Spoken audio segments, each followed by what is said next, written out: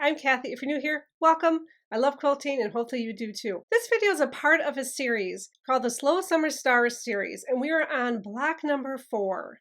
If you're following along, that is awesome. I would absolutely love to see your pictures. If you want to tag me on Instagram at Delfield Quilt Co, that'd be great. And I'm putting all the cut instructions on our website at delfieldquiltcompany.com. So block number 4 is super simple and it comes together super quick. So I hope that you like the tutorial. Let's get started. For block 4, I picked this pink, or maybe it's a coral color, and the little flower print here. And of course I got my background fabric. So the pieces we're going to need from fabric A, which is going to be this floral print here, is just 1 6.5 inch square. So I'm going to cut it a little bit bigger than 6.5 inches, and then I'm going to trim off these edges of the layer cake square.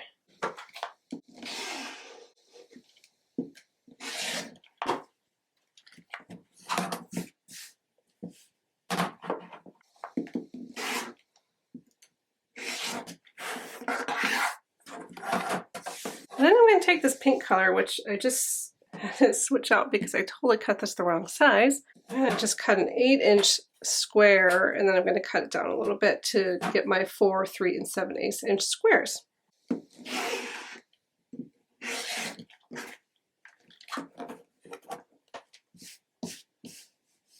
So then I'm going to cut this down to 7 3/4 inch. And then if I cut it halfway on both sides, I should end up with 4, 3, and 7/8 inch squares.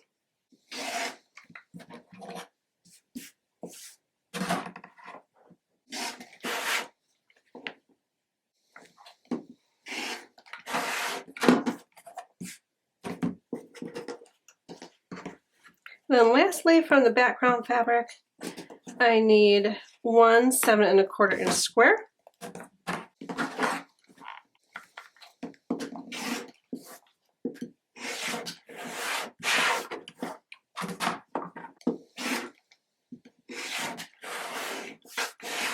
And 4 3.5 inch squares.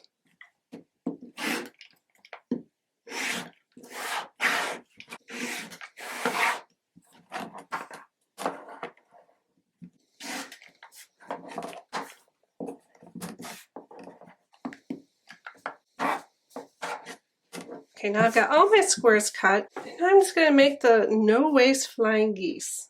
And I think you're going to see this method a lot throughout the series, but it's one of my favorites. So I'm just going to start by putting a diagonal line down each of these 3 7/8 inch squares.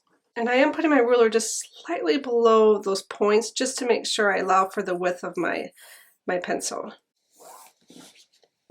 And I'm just going to draw that line on all 4 of these.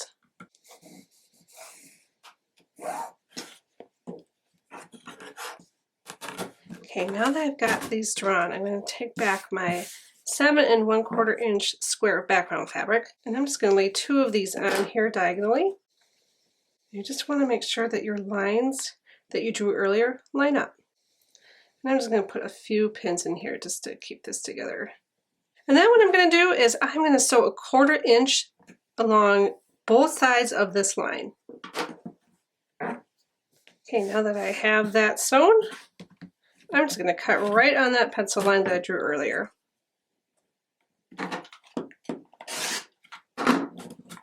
Okay, now we need to press these open. I'm going to press towards the darker fabric.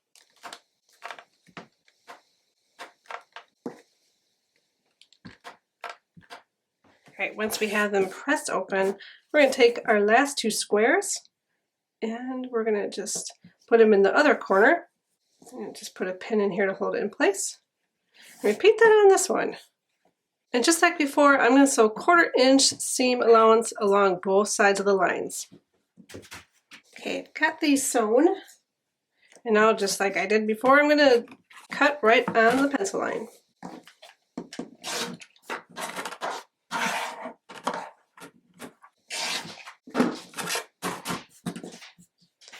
And now I'm going to also press these towards the dark again. Alright, now I've got these all pressed up, and I'm just going to trim them up a little bit. So depending on how well I sew this with my seam lines and my cutting and my pencil marks, these should be about 3.5 inches by 6.5 inches. They are pretty close. All right, now we're ready to assemble the block. This one's super simple. Put our flying geese around all 4 sides of the square and get our little squares back as well. Okay, so I'm just going to sew this together and I'll show you. Whoop, let me fix that. And then I'll show you what it looks like when it's all done.